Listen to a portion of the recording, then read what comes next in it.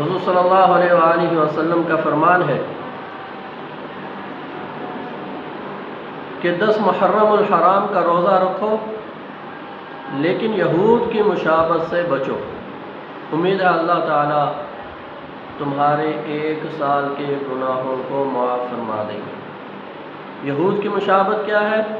یہود کیونکہ 10 محرم الحرام کا صرف 1 روزہ رکھتے ہیں، تو مسلمانوں کو حکم ہوا یہ 9 اور 10 کا رکھو یا 10 اور 11 کا رکھو تاکہ یہود سے مشابہت نہ ہو۔ اور ایک روایت میں حضور صلی اللہ علیہ وسلم نے فرمایا 10 محرم الحرام کو جو شخص اپنے اہل خانہ کے اوپر وسعت کے ساتھ خرچ کرتا ہے تو اللہ جل شانہ اس کے رزق کے اندر اور زیادہ برکت ڈال دیتے ہیں، وسعت کر دیتے ہیں اس کے رزق کے اندر۔